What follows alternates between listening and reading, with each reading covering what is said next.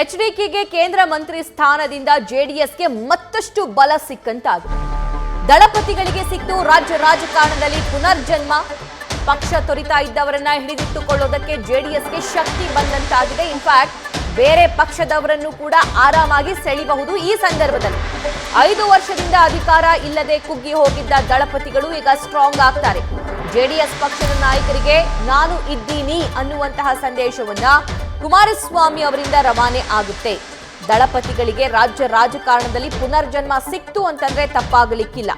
ಮತ್ತೊಂದು, ಮಾಜಿ ಸಿಎಂ ಆಗಿ ರಾಜ್ಯದ ಜನ ಕುಮಾರಸ್ವಾಮಿ ಅವರನ್ನ ನೋಡಿದ್ದಾರೆ, ಆದ್ರೆ ಈಗ ಕೇಂದ್ರ ಸಚಿವರನ್ನಾಗಿ ನೋಡ್ತಾರೆ. ಈ ಬಗ್ಗೆ ಮತ್ತಷ್ಟು ಮಾಹಿತಿಯನ್ನ ನಮ್ಮ ಸೀನಿಯರ್ ಪೊಲಿಟಿಕಲ್ ಕರೆಸ್ಪಾಂಡೆಂಟ್ ಮಂಜುನಾಥ್ ನೀಡ್ತಾ ಹೋಗ್ತಾರೆ. ಮಂಜುನಾಥ್, ಒಂದು ರಾಜ್ಯದ ಜನ ಕುಮಾರಸ್ವಾಮಿ ಅವರನ್ನ ಸಿಎಂ ಆಗಿ ಕಣ್ತುಂಬಿಕೊಂಡಿದ್ರು, ನೋಡಿದ್ರು, ಸ್ಪೆಷಲಿ ಜೆಡಿಎಸ್ನ ಕಾರ್ಯಕರ್ತರು. ಆದ್ರೆ ಈಗ ಅವರು ಕೇಂದ್ರ ಸಚಿವರಾಗಿದ್ದಾರೆ. ಕುಮಾರಸ್ವಾಮಿ ಅವರ ಮತ್ತೊಂದು ಹಂತ ನೋಡೋದಕ್ಕೆ ಜನರಿಗೆ ಸಿಗುತ್ತೆ. ಅದರ ಜೊತೆಗೆ ಜೆಡಿಎಸ್ ಪಕ್ಷಕ್ಕೂ ಕೂಡ ಇದು ಪುನರ್ಜನ್ಮ. ಡೀಟೇಲ್ಸ್ ನೀಡ್ತಾ ಹೋಗೋದಾದ್ರೆ ಸಭಾ ಜೆಡಿಎಸ್ ಪಾಲಿಗೆ ನಿಜಕ್ಕೂ ಕೂಡ ಒಂದು ಅಗ್ನಿ ಪರೀಕ್ಷೆಗಳು ಕಳೆದ ಒಂದು 8-10 ತಿಂಗಳಲ್ಲಿ ಸಾಕಷ್ಟು ರಾಜ್ಯ ರಾಜಕಾರಣದಲ್ಲಿತ್ತು. ಯಾಕಂದ್ರೆ ಕಾಂಗ್ರೆಸ್ ಅಧಿಕಾರಕ್ಕೆ ಬಂದ ಸಂದರ್ಭದಲ್ಲಿ ಏನು ಜೆಡಿಎಸ್ ಇಂದ ಗೆದ್ದಂತ ಶಾಸಕರಾಗಿರ್ಬೋದು, ಜೊತೆಗೆ ಕಾರ್ಯಕರ್ತರು, ಮುಖಂಡರನ್ನು ಕೂಡ ಕಾಂಗ್ರೆಸ್ಗೆ ಸೆಳೆಯಲಿಕ್ಕೆ ಕಾಂಗ್ರೆಸ್ ನಾಯಕರು ಸಾಕಷ್ಟು ಪ್ಲಾನ್ಗಳನ್ನು, ಆಪರೇಷನ್ ಹಸ್ತವನ್ನ ಆರಂಭಿಸಿದ್ರು. ಈ ಸಂದರ್ಭದಲ್ಲಿ ಪಕ್ಷವನ್ನು ಉಳಿಸ್ಕೋಬೇಕು, ಜೊತೆಗೆ ಪಕ್ಷದ ಕಾರ್ಯಕರ್ತರು, ಜೊತೆಗೆ ಶಾಸಕರನ್ನು ಕೂಡ ತಮ್ಮ ಪಕ್ಷದಲ್ಲೇ ಉಳಿಸ್ಕೊಳ್ಬೇಕಾದ್ರೆ ಜೆಡಿಎಸ್ಗೆ ಒಂದು ಪವರ್ ಬೇಕಾಗಿತ್ತು. ಆ ಒಂದು ಪವರ್ಗಾಗಿ ಸಾಕಷ್ಟು ರಣತಂತ್ರಗಳನ್ನು ರೂಪಿಸಿದಂಥ ಎಚ್ ಡಿ ಕುಮಾರಸ್ವಾಮಿ ಅವರು ನೇರವಾಗಿ ಲೋಕಸಭಾ ಚುನಾವಣೆಯಲ್ಲಿ ಕಾಂಗ್ರೆಸ್ ಅನ್ನು ಕಟ್ಟಿ ಹಾಕಬೇಕಾದ್ರೆ ನಾವು ಬಿಜೆಪಿ ಜೊತೆ ಮೈತ್ರಿಯನ್ನು ಮಾಡಬೇಕು, ಜೊತೆಗೆ ಕೇಂದ್ರದಲ್ಲಿ ಒಂದು ವೇಳೆ ಬಿಜೆಪಿ ಜೊತೆ ಮೈತ್ರಿ ಮಾಡಿಕೊಂಡ ಸಂದರ್ಭದಲ್ಲಿ ನಮಗೆ ಒಂದು ಸಚಿವ ಸ್ಥಾನ ಸಿಗುತ್ತೆ ಅನ್ನೋದು ಬಹಳ ಖಚಿತವಾದಂಥ, ಜೊತೆಗೆ ಬಹಳ ಸ್ಪಷ್ಟವಾದಂಥ ಯೋಜನೆಗಳನ್ನು ಮಾಡಿಕೊಂಡಿದ್ದಂಥ ಕುಮಾರಸ್ವಾಮಿ ಅವರು ಲೋಕಸಭಾ ಚುನಾವಣೆಯಲ್ಲಿ ಹಳೆ ಮೈಸೂರು ಭಾಗದಲ್ಲಿ, ಜೊತೆಗೆ ರಾಜ್ಯದ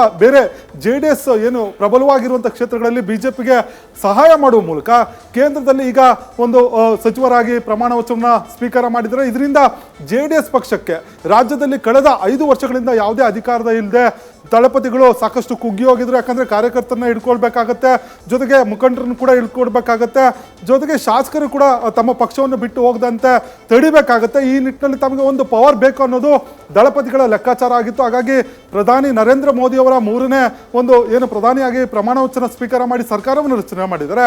ಆ ಒಂದು ಸಚಿವ ಸಂಪುಟದಲ್ಲಿ ಈಗ ಕುಮಾರಸ್ವಾಮಿ ಅವರು ಸಚಿವರಾಗಿದ್ದಾರೆ. ಜೊತೆಗೆ ಪ್ರಬಲ ಖಾತೆ ಕೂಡ ಸಿಗುವ ಲಕ್ಷಣಗಳು ಇರುವ ಹಿನ್ನೆಲೆಯಲ್ಲಿ ತಮ್ಮ ಪಕ್ಷವನ್ನು ಮತ್ತೆ ರಾಜ್ಯದಲ್ಲಿ ರೀಬೂಸ್ಟ್ ಅನ್ನು ಮಾಡಬೇಕು, ಮತ್ತೆ ಸಂಘಟನೆ ಮಾಡಬೇಕು. ಯಾಕಂದ್ರೆ ಮುಂದಿನ ದಿನಗಳಲ್ಲಿ ಸ್ಥಳೀಯ ಸಂಸ್ಥೆಗಳ ಚುನಾವಣೆ ಬರ್ತಾ ಇದೆ, ಬೆಂಗಳೂರು BBMP ಬರ್ತಾ ಇದೆ, ಜೊತೆಗೆ ಜಿಲ್ಲಾ ಪಂಚಾಯತಿ, ತಾಲೂಕು ಪಂಚಾಯತಿ ಚುನಾವಣೆಗಳು ಬರ್ತಾ ಇದೆ. ಜೊತೆಗೆ ಮುಂದಿನ ವಿಧಾನಸಭಾ ಚುನಾವಣೆಯಲ್ಲಿ ಅಂದ್ರೆ ಮುಂದಿನ 2028ರ ವಿಧಾನಸಭಾ ಚುನಾವಣೆ ಏನಿದೆ ಅದನ್ನು ಕೂಡ ಜೆಡಿಎಸ್ ಈಗಲಿಂದಲೇ ಕೂಡ ಟಾರ್ಗೆಟ್ ಮಾಡ್ಕೊಂಡಿರುವಂಥದ್ದು. ಈ ನಿಟ್ಟಿನಲ್ಲಿ ಈ ಒಂದು ಏನು ಕೇಂದ್ರ ಸಚಿವ ಒಂದು ಸಚಿವರಾಗಿರುವ ಹಿನ್ನೆಲೆಯಲ್ಲಿ ಜೆಡಿಎಸ್ ಪಾಲಿಗೆ ನಿಜಕ್ಕೂ ಕೂಡ ಒಂದು ರಾಜ್ಯದಲ್ಲಿ ಪುನರ್ಜನ್ಮ ಸಿಕ್ಕಿದೆ ಅಂತ ಹೇಳಬೇಕು. ಯಾಕಂದ್ರೆ ಒಂದು ವೇಳೆ ಅಧಿಕಾರ ಇಲ್ಲದೆ ಇದ್ರೆ ತಮ್ಮ ಸುತ್ತಮುತ್ತ ಯಾರು ಕೂಡ ಇರೋದಿಲ್ಲ, ಜೊತೆಗೆ ಪಕ್ಷ ಸಂಘಟನೆ ಕೂಡ ಸಾಕಷ್ಟು ಒಂದು ಕಷ್ಟ ಆಗುತ್ತೆ ಅನ್ನೋದು ಒಂದು ಕುಮಾರಸ್ವಾಮಿ ಅವರ ಲೆಕ್ಕಾಚಾರ ಆಗಿತ್ತು. ಹಾಗಾಗಿ ಅಳೆದು ತೂಗೀಗ ಕೇಂದ್ರದಲ್ಲಿ ಸಚಿವ ಸ್ಥಾನವನ್ನ ತೆಗೆದುಕೊಂಡಿದ್ದಾರೆ. ಹೀಗಾಗಿ ತಮ್ಮ ಒಂದು ರಾಜಕೀಯ ಜೆಡಿಎಸ್ ಪಕ್ಷದ ರಾಜಕೀಯ ಭವಿಷ್ಯವನ್ನು ಕೂಡ ಕಟ್ಟಬೇಕಾಗುತ್ತೆ. ಆ ನಿಟ್ಟಿನಲ್ಲಿ ಈ ಒಂದು ಸ್ಥಾನ ಬಹಳ ಪ್ರಮುಖವಾದದ್ದು. ಜೊತೆಗೆ ಪಕ್ಷವನ್ನ ಪುನರ್ರಚನೆ ಅಂದ್ರೆ ಒಂದು ಪುನರ್ಜನ್ಮವನ್ನು ಕೊಡಬೇಕು, ಇಲ್ಲದೇ ಇದ್ರೆ ಪಕ್ಷವು ಕೂಡ ಮುಳುಗೋಗುತ್ತೆ ಅನ್ನೋದು ದಳಪತಿಗಳಿಗೆ ಗೊತ್ತಿರುವಂತ ವಿಚಾರ. ಹೀಗಾಗಿ ಈ ಒಂದು ಕೇಂದ್ರ ಸಚಿವ ಸ್ಥಾನವನ್ನು ಇಟ್ಕೊಂಡು ಮುಂದಿನ ದಿನಗಳಲ್ಲಿ ರಾಜ್ಯದಲ್ಲಿ ಜೆಡಿಎಸ್ ಪಕ್ಷವನ್ನು, ಅದರಲ್ಲೂ ಕೂಡ ಹಳೆ ಮೈಸೂರು ಭಾಗ ಆಗಿರ್ಬೋದು, ಜೊತೆಗೆ ಉತ್ತರ ಕರ್ನಾಟಕದಲ್ಲೂ ಕೂಡ ಸಂಘಟನೆ ಮಾಡಿ ಮತ್ತಷ್ಟು ಯಶಸ್ವಿ ಮೂಲಕ ಕಾಂಗ್ರೆಸ್ ಅನ್ನು ರಾಜ್ಯದಲ್ಲಿ ಕಟ್ಟಿ ಹಾಕಬೇಕು ಅನ್ನೋದು ದಳಪತಿಗಳ ಲೆಕ್ಕಾಚಾರ ಆಗಿರುವಂಥದ್ದು. ಹೀಗಾಗಿ ಆಪರೇಷನ್ ಹಸ್ತಕ್ಕೂ ಕೂಡ ಬ್ರೇಕ್ ಬೀಳುತ್ತೆ. ಜೊತೆಗೆ ದಳಪತಿಗಳ ಒಂದು ಏನು ಕಾರ್ಯಕರ್ತರು, ಜೊತೆಗೆ ಮುಖಂಡರನ್ನು ಕೂಡ ಪಕ್ಷದಲ್ಲಿ ಉಳಿಸಿಕೊಳ್ಳುವಂತ ಕೆಲಸವನ್ನ ಈ ಒಂದು ಕೇಂದ್ರ ಸಚಿವ ಸ್ಥಾನ ಕೊಟ್ಟಿರುವಂತದ್ದು. ಸಭಾ, thank you Manjunath. News first ನಿರ್ಭೀತಿಯಿಂದ ನಿಮ್ಮ ಪರವಾಗಿ.